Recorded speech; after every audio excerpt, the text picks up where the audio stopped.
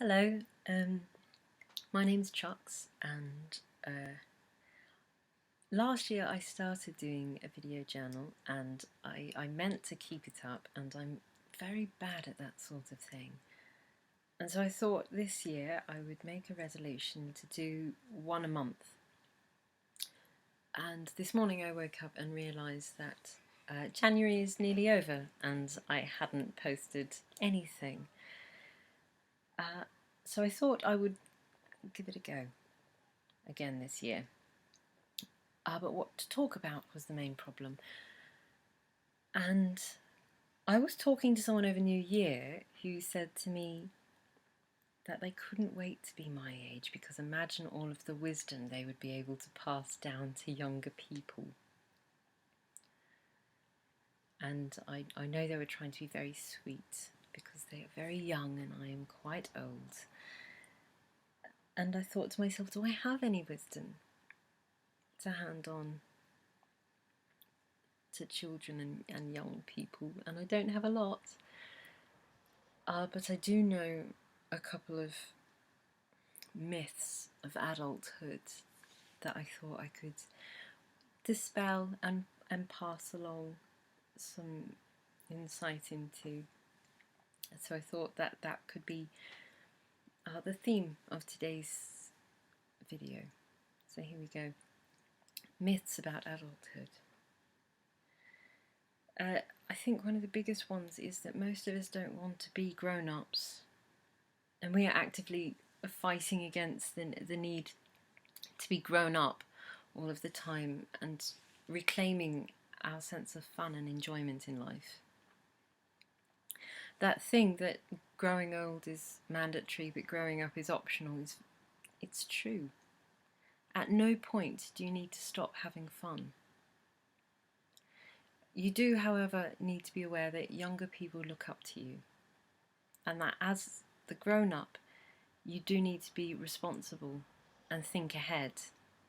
Your superpower when you're an adult is the ability to rationally think ahead to what the consequences of an action are, for better or worse. And so this means that you do have a duty of care to younger people who you are with. You do have to be the responsible one. But this does not mean that you can't dye your hair and wear outrageous clothes and go out to concerts and clubs. It just means that as well as the ability to have fun, you also know which drink is the one to stop on for the night. So that's the first myth. We don't all want to be boring old grown-ups. I guess the next thing is pimples. Pimples do not stop when you reach 20. They keep right on coming through most of your life. I'm living proof of this.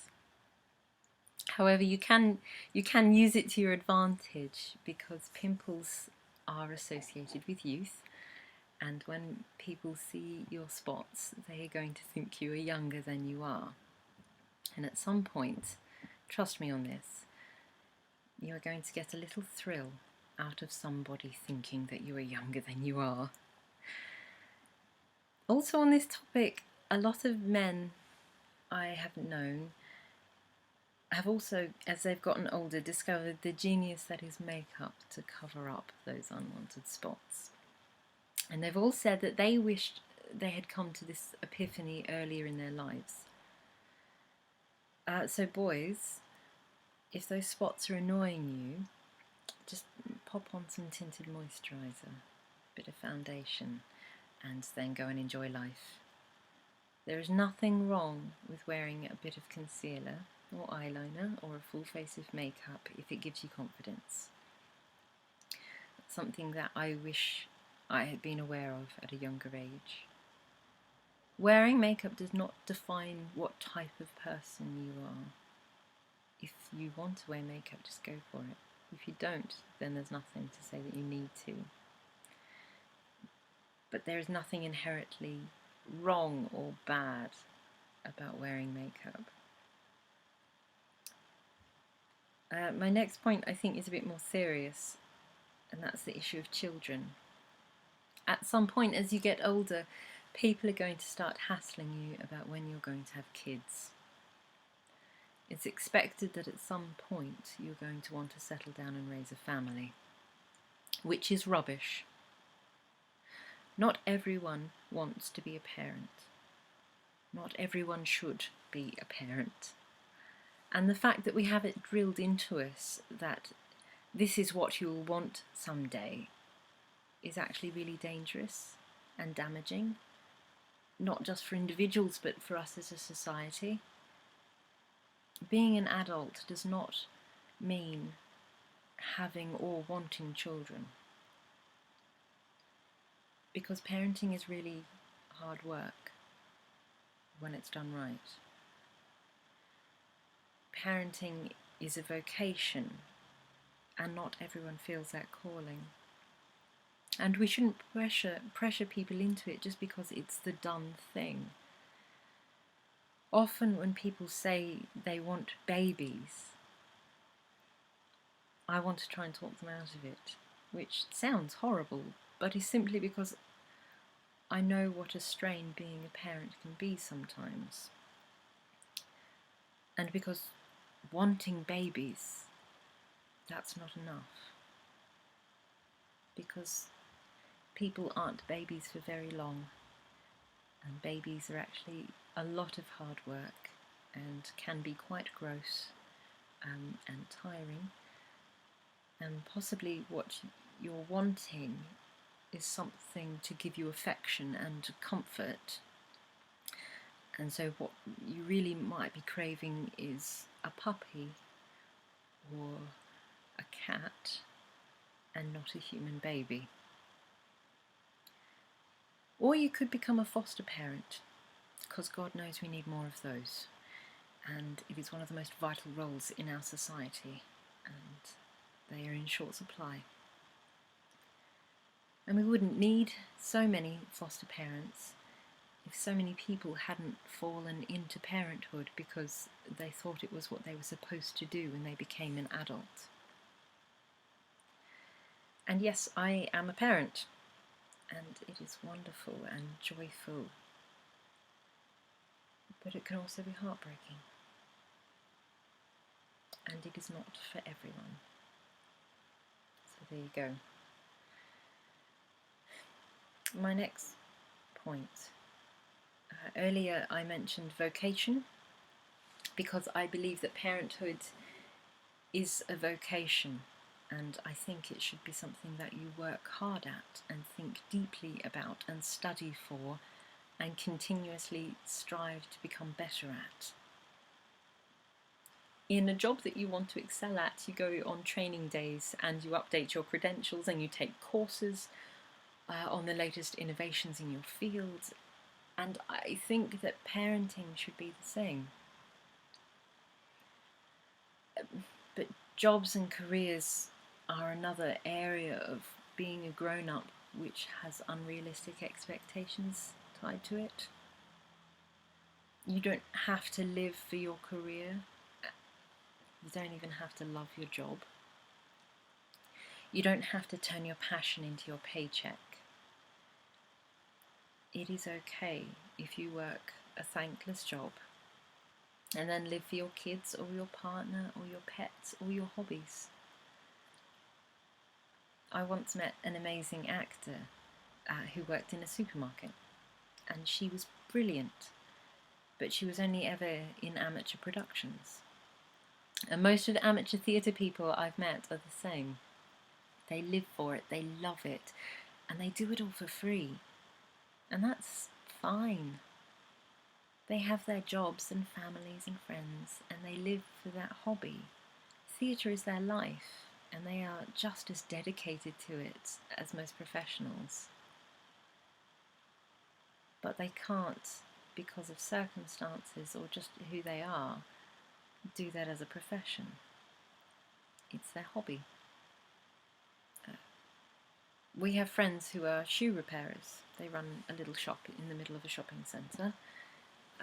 They fix shoes, they do engraving, they cut keys. And people talk down to them for having so little ambition. and for having little money. But they are kind and giving people who save up their money each year and travel around to Comic-Cons and similar. And they make wonderful costumes, and they do running repairs at conventions for other people's costumes. We don't all have a talent that we can make a career. We don't all have to strive for the highest paying job. You don't have to wait around for an epiphany moment or a calling, because sometimes it just won't come.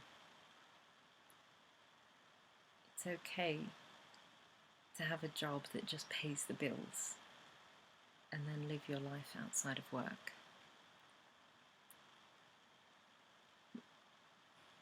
I guess my next point is similar in that it's okay if you don't know what you want to do with your life, and it's okay to change what you want halfway through. My dad has had so many different careers, and I have had so many different jobs. You shouldn't have to decide what you want to do for the rest of your life at the tender age of 15. Life changes, people change. You don't need to have it all together when you're young. And you're not doomed if you pick a career and then decide that it's not what you want. Or if life intervenes and suddenly you can't do the thing you thought you were going to do. Like, for instance, you studied tattoo design only to realise that medication that you're on means that your hands shake and you can't do that anymore. It's okay if you find yourself cleaning floors for a living and working in a shop to support your family. That's okay. It's okay if you do a 4-year degree and then realise that this was not what you wanted. It's all okay. I guess the next point on myths of adulthood and things that I wish I could have told myself and things I would tell younger people. Nobody actually likes booking doctor and dentist appointments. Your parents don't like it, your grandparents don't like it, grown-ups don't like it.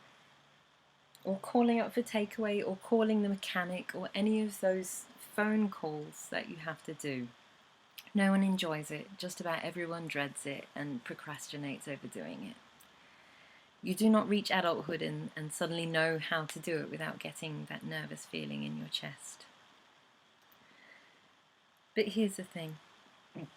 The people on the other end of the line, they're not keen on it either. People who work in call centres aren't there because they enjoy it. I worked for 6 months in a credit card company, and let me tell you now that we all dreaded making those phone calls just as much as everyone else. So when you need to make those calls, I strongly suggest writing yourself a script, because that's what we had for our calls in the call centre. And it means that you get what you need from the call quickly and efficiently. Actually, I make lists of questions and conversation points when I have to go to doctor's appointments and similar things as well, so that I don't lose my nerve or forget anything, and because adults find these situations just as intimidating as anyone else. And being organised is a very grown-up thing. Making lists and scripts is a really helpful way to get through. Another myth that seems to prevail about growing up is the idea that if you haven't found someone by the time you're 20 or been kissed by the time you're 16, you're destined to be single forever and alone. You are not going to be alone forever. You are not unlovable. You are not doomed to a single life just because you've never had a date mate. And It's okay to have several partners before you find the one you like. And meaningful relationships come in many different styles and configurations. Sometimes romantic or sexual relationships are overrated. There is definitely something to be said for living with a close friend or landing a good housemate.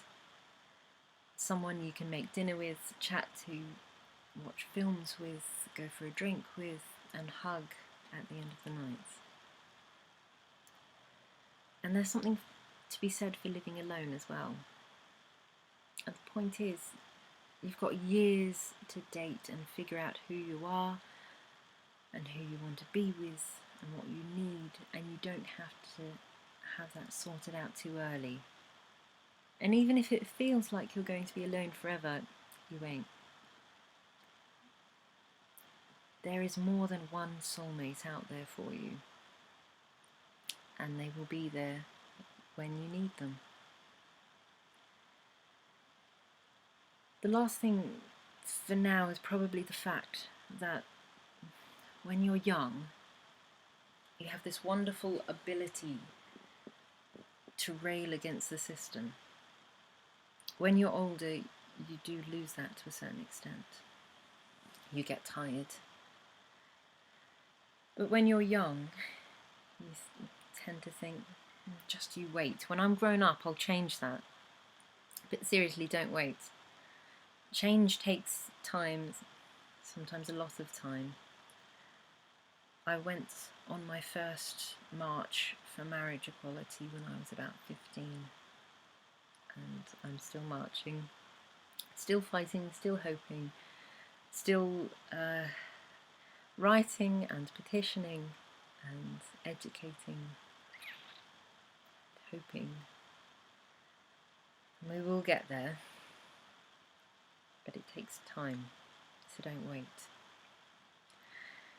Because when you're young, it's easier to be angry and full of passion and to feel that pressing need for change. And as you get older, you just sort of get used to it and put up with it. And you get tired. And keeping that fire burning for what you really believe in is tricky. So if there's something broken in your world, and God knows there is, sometimes it helps to start young. Fight it now, because you won't have more power to make change when you're older, not necessarily. But you will have more obligations and more years worth of sleep debt, more bills to pay. So don't wait to be old to fight for change, or you never will. Do it now, because young people are amazing and they can make a difference. So there it is. There are more myths about adulthood and things I would have told myself, I'm sure, but that will do for now. I've spoken too long. But one thing I think that young people don't hear enough is that you are doing really well. Life is more complicated than it used to be. You don't have it easy. You are not lazy. You are not wrong or less or inferior. You are doing a really good job in a hard situation. And I am sorry that you had to be born into such a disillusioned and broken world. And I am sorry that there are so many adults out there telling you that it is somehow your fault and disparaging everything you do. People who have lost their joy and imagination and memory of what it is really like to be young. Adults who refuse to see that the pressure on young people has increased so greatly to the point that it's unsustainable. But there are good things to look forward to as you get older. Wine, jazz and slippers. Tattoos, income tax, not having to ask permission when you do something ridiculous, voting. There are good things, and you will make it there, and you will shape it into what you want it to be. And I have faith in you. So there you go. First video diary of the year. Thank you for watching, and I'll see you next time. Bye bye.